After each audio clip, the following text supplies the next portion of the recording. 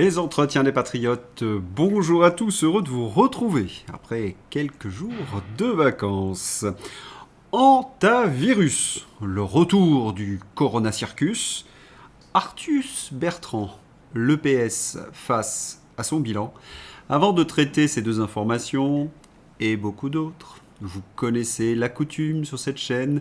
Je commence toujours mon entretien pour remercier ceux qui m'ont permis justement de le produire, car ils m'ont financé à l'aide des merci rémunérateurs. Et aujourd'hui sont à l'honneur des fidèles parmi les fidèles, Littlewood, Yann Penaud, Edwige Duff, Claire Dumay, Philippe Bohen, Françoise Dominger, Crisis et Yannick Hilarion.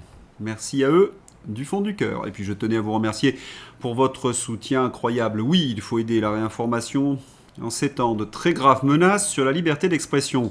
Comment faire ? Eh bien, c'est simple, il suffit de lever le petit pouce, écrire de gentils messages, diffuser sur d'autres réseaux sociaux et puis surtout, n'oubliez pas d'activer votre cloche notification.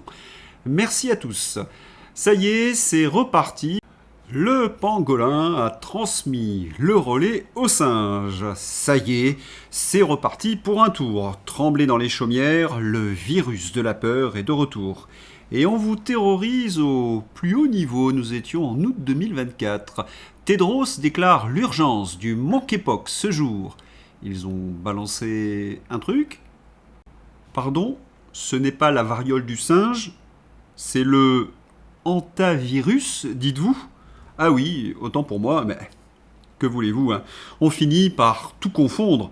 Ce sont les mêmes médecins de plateau, la même com traumatisante, les mêmes images ubuesques que l'on entend et que l'on voit à la télévision. Oui, la même chose pour le H1N1, le Covid, la variole du singe ou le hantavirus. Les mêmes mots, les mêmes discours. Vous vous rappelez qu'en 2024, les médecins de plateau préconisaient pour la variole du singe des confinements et une vaccination mondiale pour un virus, rappelons-le, qui se transmettait sexuellement. Remarquez qu'à l'époque, j'étais prêt à soutenir une vaccination pour une variante de la variole du singe. Oui, vaccinons-nous contre le mariole du singe.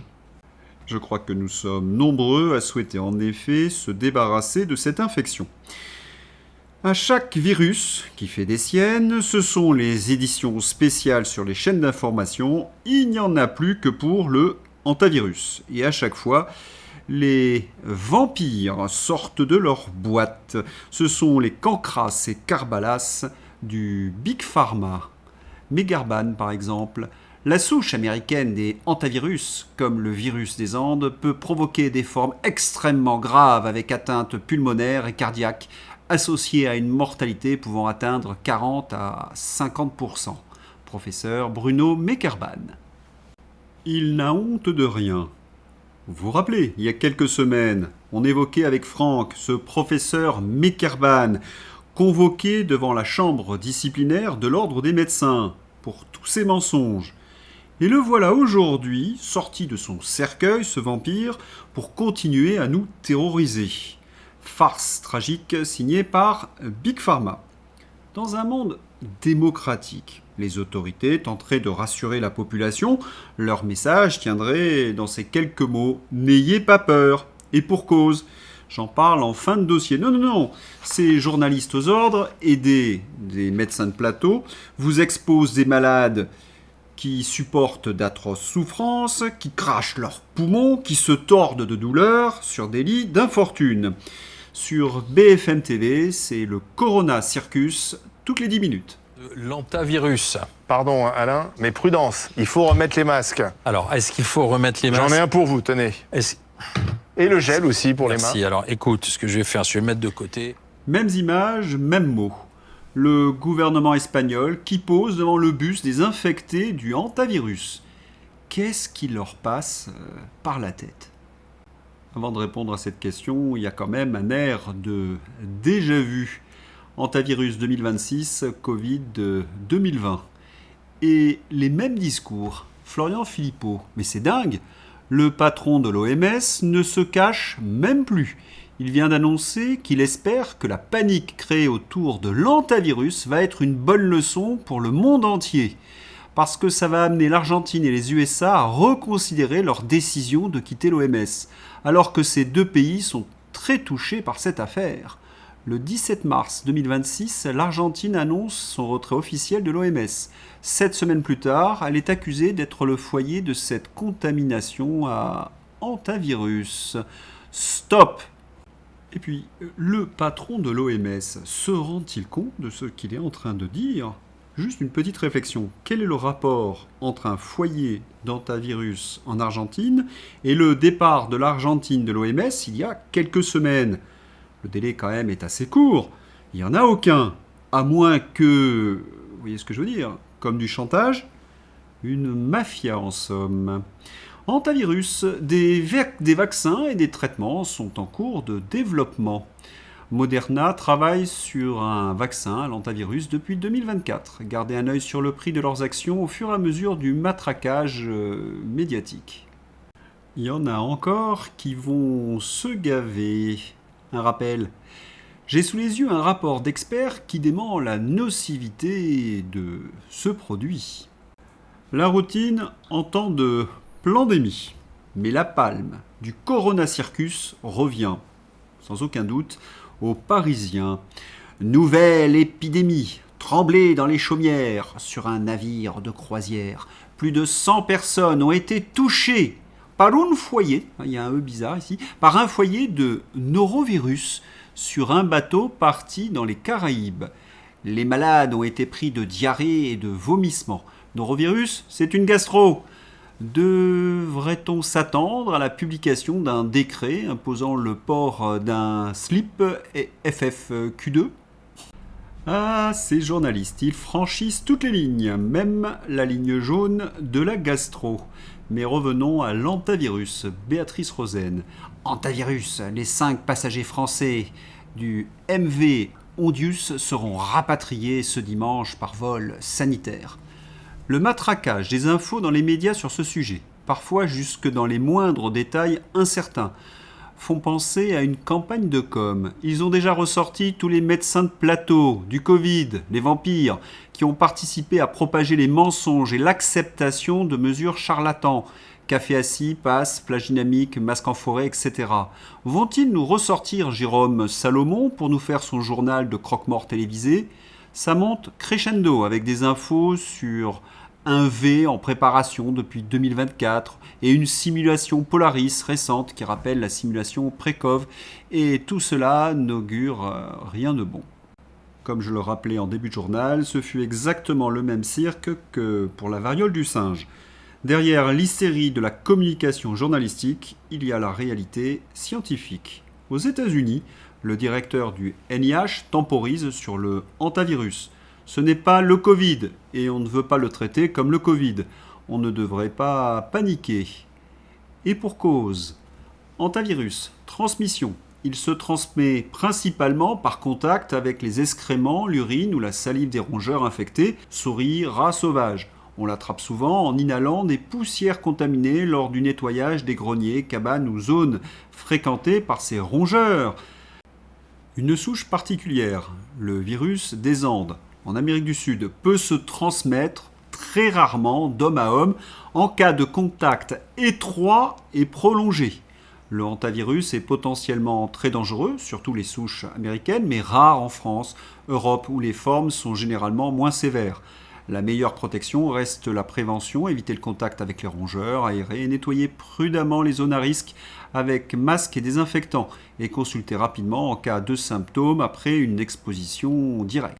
Ce que je viens de vous lire, ce sont le résumé de rapports officiels sur l'hantavirus. À retenir, il y a bien une transmission possible de l'hantavirus entre humains, mais vous l'avez vu, c'est quand même difficile. Et point très important, il y a une transmission entre humains essentiellement avec la souche des Andes. Et il n'y a pas de foyer infectieux de la souche des Andes en France. Il y a bien de l'hantavirus qui circule depuis 1980 dans notre pays. C'est à peu près 100 cas par an. Voilà, si vous voulez vous préserver de ce virus, la solution. Pour éviter que le virus se dissémine au jour d'aujourd'hui. Bravo à Patrick Thévenon, la meilleure protection contre l'antivirus, éteindre sa chaîne d'information. Bien vu, mais reprenons notre question. Pourquoi tout ce cirque ? Hypothèse 1, lue sur les réseaux sociaux, redorer le blason des médecins corrompus. Je n'y crois guère parce que c'est très très dangereux pour eux. À double tranchant, parce qu'ils vont forcément décevoir une nouvelle fois les téléspectateurs. Je pense même que les normies finiront par comprendre.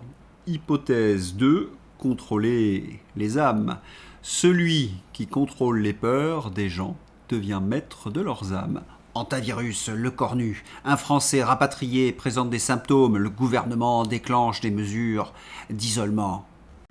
C'est certainement leur projet, faire peur. Mais après leur gestion de la variole du singe et du Covid, qui peut encore les croire ? Et si ces politiques pensent racheter une vertu avec l'antivirus et faire oublier tous leurs méfaits pendant la période du Covid, c'est qu'ils sont encore plus hors sol que l'on pouvait imaginer. En tous les cas, pour les macronards, c'est un véritable effet d'aubaine. Et oui, les journalistes ne parlent plus de leur abominable bilan. Par exemple, l'insécurité et l'ensauvagement. Bali Bagayoko appelle à une insurrection populaire en cas de victoire du Rassemblement national à l'élection présidentielle de 2027. Un membre de la France insoumise appelle ni plus ni moins à un coup d'État. Silence gêné à gauche sur CNews. Qu'entendrait-il par insurrection populaire ? Sous quelle forme ? Faut-il comprendre que le vote, l'année prochaine, n'aurait pas la même valeur en fonction du choix des Français ? Quelle idée se fait-il de l'expression du suffrage universel ? Ces propos font désormais l'objet d'un signalement auprès du procureur de la République. Et ces propos tombent sous le coup de la loi. Direction d'un mouvement insurrectionnel, article 412-6 du Code pénal, diriger ou organiser un mouvement insurrectionnel, violence collective de nature à mettre en péril les institutions, est puni de la détention criminelle à perpétuité et de 750 000 € d'amende. Ce maire doit-il être arrêté d'urgence ? Et oui, parce que Bali Bagayoko appelle à une insurrection populaire en cas de victoire du Rassemblement national à l'élection présidentielle de 2027. Quand on affirmait que cette gauche était antidémocratique et totalitaire, on était qualifié, comment ? De complotiste. Vite, vite, un peu d'antivirus, histoire de faire oublier que cette gauche est l'allié d'Emmanuel Macron.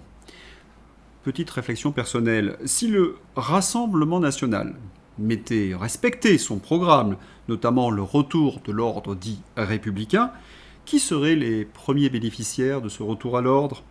Les Français qu'on appelle de branche ou les étrangers en phase d'intégration. Ceux qui souffriraient du retour de l'ordre républicain, les voyous et leurs complices, cette gauche. Mais vous le constatez par vous-même, cette gauche est prête à tout pour défendre ses rentes et ses privilèges. Et ça va même très loin. Concrètement, je suis traqué par une milice violente qui, si elle arrive à me choper dans une ruelle, me massacre. Voilà, c'est ça la situation. Simplement parce que je pose des questions aux gens. Vous avez vu, je donne la parole à tout le monde, d'accord ou pas d'accord avec moi. Et dans les villes où je vais, je suis littéralement traqué. Ils font une chasse à l'homme. Oui, il faut rendre hommage à Vincent Lapierre, qui fait un travail remarquable et qui dérange bien entendu l'extrême gauche. Il faut vous abonner à son compte, nous devons absolument le soutenir. Dans ma description, bien entendu. La démocratie, la liberté d'expression, la liberté d'information ne sont pas des valeurs défendues par ce parti. Et maintenant, il y a pire, la liberté de faire la fête. C'est quand même très grave ce qui se passe en France. Les prestataires du canon français sont maintenant menacés. La France insoumise et compagnie font tout pour détruire la tenue de ces banquets légaux qui regroupent de plus en plus de monde. Et après, on nous explique que le fascisme c'est le RN et certains affirment encore que c'est le même danger que la France insoumise, comme Gabriel Attal encore ce matin. La presse de gauche pourra-t-elle cacher longtemps cette évidence de la dangerosité de la France insoumise ? Ah si, vite vite, un peu d'antivirus. Les misérables. Et comme toujours, ce sont les plus faibles qui sont victimes de cette omerta. Matteo, 9 ans, footballeur d'Auchy-les-Mines, mis au sol et roué de coups de pied au torse et à la tête par 5 jeunes joueurs de Creil. Il a dû être emmené à l'hôpital. Quelle est la raison de ce lynchage ? Je crois que vous avez trouvé la réponse. Vous l'avez pas ? Regardez bien les photographies. L'ensauvagement a atteint de telles proportions que les dirigeants socialistes, confrontés à leur politique, sont gênés aux entournures. Moi, le vivre ensemble, je n'y crois plus. Ben, vous avez tort. Vous n'avez pas le choix. Vous vivez où? Vous voulez aller vivre avec ces jeunes gens-là qui vont rentrer chez vous, etc. Mais allez-y, hein. Allez-y. Si vous voulez vivre ensemble, allez-y, vraiment. Parce qu'en fait, tout le monde choisit. Voilà, pendant que Valigny, Parti Socialiste, joue les bobos hors sol et nie la réalité, les débordements après PSG, c'est clair. Génération qui n'aime pas la France, qui ne la respecte pas et qui n'ont jamais été éduqués à l'aimer. L'assimilation a été un échec total. Il faut dire qu'il y a eu plus de 20 ans d'impunité. Les résultats, émeutes à chaque match. Après des dénis gauchistes, on assume ou on laisse cramer ce pays. C'est fascinant, même quand le réel montre qu'ils ont eu tort, surtout depuis 40 ans, ils continuent à réciter leur mantra progressiste. Des enragés. Prenez Arthus Bertrand. Exposition saccagée à Paris après le match PSG. Le sens de l'exposition va rester. Je continue de croire au vivre ensemble, soutient Yann Arthus Bertrand, photographe exposé place de la Concorde. Arthus Bertrand, héritier d'une famille de joailliers, qui vit à l'écart dans sa gigantesque propriété de 30 hectares au Ménul, près de Rambouillet, donne une leçon de vivre ensemble aux gueux. Son exposition de photographie du vivre ensemble saccagé par des sauvageons de banlieue, eh bien, on continue. Un vrai fanatique. Certains qui ont un sens plus développé politique sentent le vent tourner. De qui je veux parler ? Mais de Fester Adams, vous savez, l'un des créateurs de SOS Racisme avec BHL. Julien Drey revient sur les violences urbaines suite à la victoire du PSG. Moi, je ne veux pas vivre avec ces gens-là. Dans Face à l'info, chroniqueur sur CNews, Julien Drey veut faire repartir les gens qu'il a fait venir comme président de SOS Racisme. Que le sosie officiel de Fester Adams puisse continuer à parader sur les plateaux de télévision, c'est pour moi insupportable. C'est lui et les autres Machiavel socialos qui sont responsables de ce désastre migratoire. Ce sont eux qui ont détruit la justice, la police, nos frontières. Ce sont eux qui ont mis en place cette Union européenne immonde. Allez, un peu d'antivirus pour faire oublier leurs responsabilités. Mélenchon continue à faire des siennes. Jean-Luc Mélenchon affirme que ses parents ont été inhumés dans une fosse commune en raison de leur pauvreté, alors qu'il était sénateur depuis 20 ans et ancien ministre lors de leur décès. Mais pourquoi la Merluche raconte de tels bobards ? C'est simple, il y a des précédents. En 2016, 2 mythos nous ont fait croire que l'un était le Mozart de la finance et l'autre Claudia Schiffer. Et cela a fonctionné. Je vous l'ai dit, les politiques, comme ils n'ont pas de programme crédible et qui sont tous européistes, ils n'ont qu'une seule carte à jouer auprès des Français, la carte People. Alors c'est victimisation, compte à dormir debout ou photo intime dans Paris Match. Rien d'autre. Pour conclure le dossier insécurité et ensauvagement, ce qu'il faut retenir, ce sont les deux vidéos et les 2 poids 2 mesures. Place de la Concorde, des casseurs incendient des voitures après la victoire du PSG, quasi aucune réaction de la police. Des agriculteurs défendent leur survie, CRS, Centaure, encerclement immédiat. En France, on ménage les voyous et on écrase ceux qui nourrissent le pays. Honte à vous, les macronards. Allez, vite, un peu d'antivirus pour cacher ces réalités. Mais heureusement, les Français ne sont plus dupes. Bon sens, sondage choc mai 2026. Les Français fuient massivement les médias traditionnels. 64% boycottent la presse mainstream, 68% accusent les grandes chaînes de manquer d'objectivité, 49% veulent couper totalement les subventions aux services publics. 49% s'informent désormais principalement via les médias alternatifs. Et ils ont bien raison. Sondage par Miss Group et sur un échantillon représentatif de 1200 personnes pour François et Bon Sens. C'est de très bon augure pour tous les candidats du Frexit. Comme je vous l'ai présenté dans la première partie de cet entretien, l'antivirus est un effet d'aubaine pour les macronards, mais pas seulement. C'est un effet d'aubaine pour tous les pays de l'Union européenne, voire du monde occidental. Les raisons. Marco Rubio a annoncé le 6 mai que l'opération Epic Fury concernant les frappes aériennes contre l'Iran est terminée. Les États-Unis se concentrent désormais sur les négociations avec l'Iran. Autrement dit, les États-Unis reviennent à la phase de négociation du 28 février et aucun des objectifs militaires n'a été atteint. Et nous avons en prime des milliers de morts et de blessés, l'inflation et une crise économique mondiale. L'antivirus pour changer de sujet. Et en Europe, Vladimir Poutine, nous sommes proches de la fin du conflit en Ukraine. Et pour plus d'approfondissement, ne ratez pas l'excellent bulletin 289 de Xavier dans ma description, bien évidemment.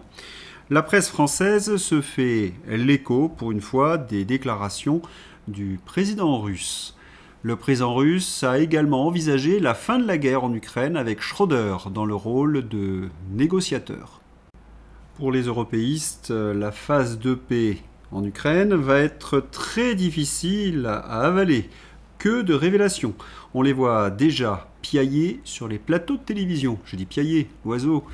Oui, Vladimir Poutine a subi des humiliations. Non, les choses ne se sont pas passées comme il l'imaginait. Mais il a une Chine qui ne l'a pas lâché une seule seconde et qui continue de le porter à bout de bras. Et il a un président des États-Unis qui est son Père Noël. Mon Dieu! L'analyse de haut vol. Vous l'avez remarqué depuis quelques jours, c'est le grand retour de la grosse propagande des relais d'influence américains dans les médias. But, entraver le rétablissement de relations pragmatiques avec la Russie par les pays européens, qui cherchent à trouver une solution à la grosse crise économique et énergétique qui arrive. L'oiseau peut piailler autant qu'elle veut, la réalité va finir par s'imposer. J'ai dit dans de nombreux posts, Jacques Sapir, que je pensais que la population sous contrôle du gouvernement de Kiev était tombée à 28-29 millions de personnes dès 2024. Aujourd'hui, un ministre ukrainien évoque 25 millions. Et les révélations s'accélèrent dans la presse aux ordres. Scandale de corruption en Ukraine. Les révélations qui fragilisent Zelensky. De nouvelles retranscriptions publiées par la presse ukrainienne suggèrent que plusieurs proches du chef de l'État auraient joué un rôle central dans un vaste système de détournement de fonds. Et 90 milliards de plus de l'UE. Si j'étais Macron, c'est une opinion qui n'engage que moi, je déclencherais une épidémie de quelque chose pour que l'on change de sujet. Oui, pour éviter par exemple une explication type commission sénatoriale. Et ce qui est insupportable dans cette crise ukrainienne, c'est que la corruption à Kiev, c'était un sujet très documenté. Alain Juillet. On était considéré comme le pays le plus corrompu d'Europe. Faut pas l'oublier. Tous les classements donnaient l'Ukraine le pays le plus corrompu d'Europe. Or, quoi qu'on fasse, on change pas. On passe pas de totalement corrompu à totalement pur. Ça, c'est pas vrai. Même dans les rêves et les contes de fées, si vous voulez. Faut être sérieux. Et il ne faut pas oublier que Zelensky a été élu avec l'appui financier d'un milliardaire notoirement connu comme un mafieux. Il a fallu qu'il le fasse disparaître 2 ans plus tard car il commençait à être un peu trop apparent. Et depuis, les scandales se succèdent aux scandales. Il a viré pratiquement tous les collaborateurs qu'il avait autour de lui. Quand vous avez tout le monde autour de vous qui est coupable de corruption et qu'on est obligé de chasser celui qui est au milieu, on peut se poser la question en effet s'il est totalement blanc. Et l'Union européenne va déverser 90 milliards d'euros dans ce système corrompu, dont 17 milliards payés par les Français. Allez, vite, l'antivirus. La guerre en Ukraine avait permis à Macron d'éviter un bilan sur le Covid, sur sa gestion du Covid. Est-ce que l'antivirus va éviter un bilan sur l'Ukraine ? Tout cela est trop cyclique et manque d'imagination. Autre moyen pensé par les européistes. Interdiction des VPN et surveillance de toutes nos messageries chiffrées. Ces projets européens qui étranglent de plus en plus nos démocraties. Pavel Durov. Le gouvernement français panique. Il sait qu'un changement politique majeur en 2027 exposera ses méfaits. C'est pourquoi il essaie de faire taire les plateformes de liberté d'expression sous n'importe quel prétexte qu'il pense pouvoir faire passer, a déclaré Pavel Durov, fondateur de Telegram. Oui, ils ont peur, tous ces macronards. Et ils n'ont pas tort, pour une fois, car en effet, une lame de fond arrive sur l'Europe. Cela a commencé par l'Angleterre.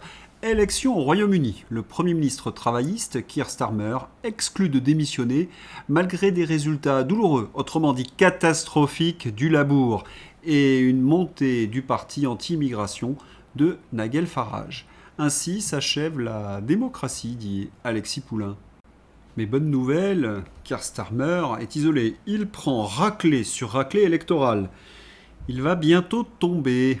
Patience. Autre bonne nouvelle, Florian Philippot. Je suis candidat à l'élection présidentielle dans des Vous nous le dites ce matin. Je vous le dis, je vous le confirme. Si dans quelques mois, il y a une candidature plus rassembleuse, et aujourd'hui toute la mouvance souverainiste considère que c'est Philippe de Villiers qui incarne possiblement ce rassemblement anti-UE et anti-OTAN, alors je me rangerai derrière la candidature. Florian Philippot annonce sa candidature pour l'élection présidentielle de 2027. Il indique se retirer et appelle tous les autres souverainistes à le faire si Philippe de Villiers se présente. Il y a donc 3 candidats déclarés Frexit à cette élection présidentielle. François Asselineau, Nicolas Dupont-Aignan et aujourd'hui Florian Philippot. C'est une très bonne chose. Pourquoi ? Parce que le débat autour du Frexit va devenir central à cette élection présidentielle. Il va falloir sortir de cette Union européenne qui est antinationale, antidémocratique et anti-économique, comme nous le rappelle Philippe Murer. C'est un véritable cauchemar. Certains pourraient s'inquiéter de la division du camp souverainiste avec toutes ces candidatures. J'ai envie de les rassurer. À la fin, il n'y aura qu'un seul représentant du Frexit. L'union se fera, ne vous inquiétez pas. Allez, c'est l'heure d'ouvrir la page fantaisie avec notre guignol en chef, le Poudré. L'épicentre aujourd'hui de la langue française est sur les bassins du fleuve Congo. Elle n'est pas sur les quais de la Seine. Parce que c'est là qu'il y a le plus de locuteurs.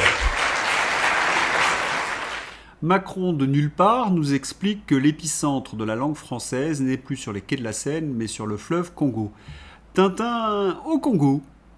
Que la francophonie s'étende, c'est une bonne chose, mais que le français ne s'épanouisse pas en France, c'est quand même un paradoxe. Et c'est qui le responsable ? Bah oui, c'est Lahuri Damien, le mari de la prof de français. Les escrologistes sont trop forts. Il n'a pas été pensé pour les cyclistes. Des collectifs se mobilisent pour dénoncer la dangerosité du pont de Normandie pour les cyclistes. Mais c'est une autoroute. Il y a eu la même polémique avec le tunnel sous la Manche qui n'a pas du tout été pensé pour les avions. Le Cornu, le loser de Matignon. Ma perception de la politique de Le Cornu en tant que Premier ministre se résume à cette image. Bien vu. Jean-Luc Lamerluche. J'étais sénateur et ministre, mais on était tellement pauvres que mes parents ont été enterrés dans une fosse commune. Le mystère de France Sphincter s'épaissit. Il semble avoir breveté les comiques pas drôles. Propose-nous de tout fusionner, vivement qu'on soit privatisé. Remarquez-vous dans nos campagnes les services publics à l'abandon. Pourquoi faudrait-il qu'on épargne Radio France? Qu'il soit complètement idéologisé à gauche toute, anti-RN, payé avec l'argent de tous, n'est même plus le sujet. La question est tout autre. Existe-t-il une seule personne qui trouve cela drôle, sans animosité aucune ? Merci de vos réponses. Et j'ai envie d'ajouter, ce qu'il y a de très surprenant dans ce que nous venons d'attendre, c'est que par leur débilité, ces animateurs de France Sphincter sont en train de justifier la privatisation. On a envie de crier, hurler, mais arrêtons le massacre. Tenez, je vais vous Je vais vous faire écouter une comique qui m'amuse, Karine Dubernet. Le contraste avec ces animateurs de France Sphincter est, comment dirais-je, abyssal. Mais vous inquiétez pas, Arrêtez. c'est le nouveau vaccin, regardez. Mais c'est quoi? Mais Le nouveau vaccin, vous êtes totalement vacciné contre le cancer du col de l'utérus maintenant. Mais enfin, je suis un homme, ça n'a aucun sens. Ah merde, on m'avait pas dit, ça se voit pas. Voilà, un contraste saisissant.